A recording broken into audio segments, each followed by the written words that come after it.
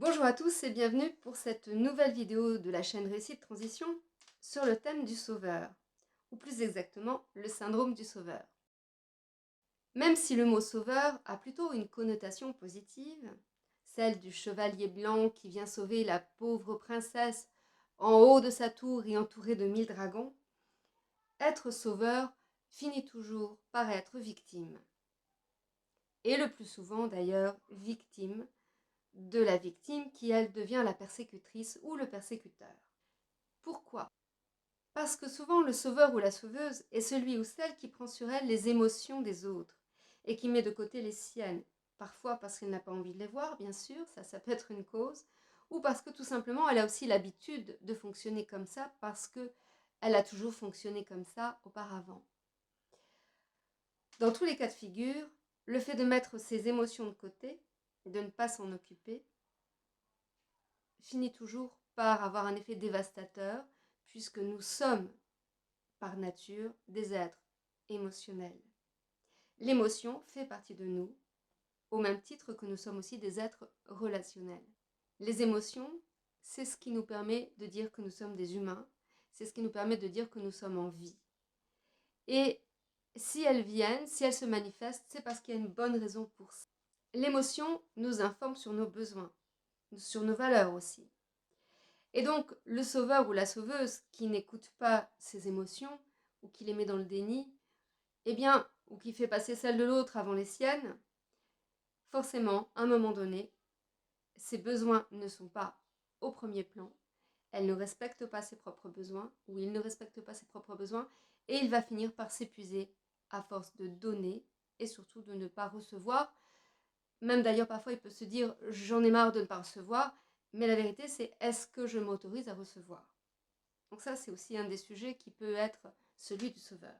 Si vous vous reconnaissez dans ce schéma du sauveur, dans ce syndrome du sauveur, qui est défini comme une construction psychologique qui fait ressentir à la personne le besoin de sauver d'autres personnes, eh bien vous avez peut-être tendance à rechercher des personnes qui ont désespérément besoin d'aide pour les aider, sacrifiant souvent leurs propres besoins au profit de ces personnes-là.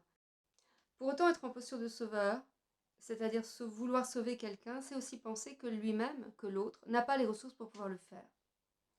Autrement dit, c'est considérer que moi, en tant que sauveur par exemple, j'ai les ressources alors que l'autre ne l'aurait pas. D'une certaine manière, je développe une certaine dépendance dans la relation et je ne permets pas à l'autre de sortir de son statut de victime et de prendre sa responsabilité de vie et de devenir autonome et indépendant. Et cela signifie aussi que si la personne est véritablement aidée et entre guillemets sauvée, le schéma de fonctionnement, lui, reste.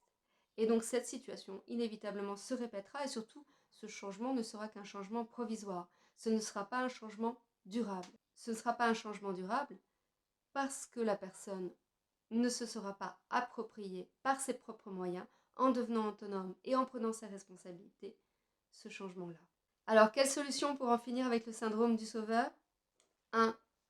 Commencer à écouter ses émotions et écouter ce qui se cache derrière ces émotions, à savoir les besoins et les valeurs. 2. Se respecter soi-même et prendre soin de soi. 3. Savoir poser les limites, exprimer la distance juste, celle du rapport juste, entre le donner, entre le recevoir, s'autoriser aussi à recevoir. 4. Vaincre la dépendance affective, parce que souvent derrière un sauveur se cache quelqu'un qui potentiellement est aussi un dépendant affectif. Ça n'est pas un hasard s'il met en place une relation de dépendance affective avec la victime et que le scénario évidemment se répète. 5. Apprendre à reconnaître le jeu relationnel que la personne met en place. 6. Prendre soin de soi sans se sentir coupable. C'est ce que j'appellerais un égoïsme sain, qui n'a rien à voir avec le narcissisme et qui n'a rien à voir avec l'égocentrisme. 7. Se donner des petits défis pour pouvoir grandir en confiance. Et 8.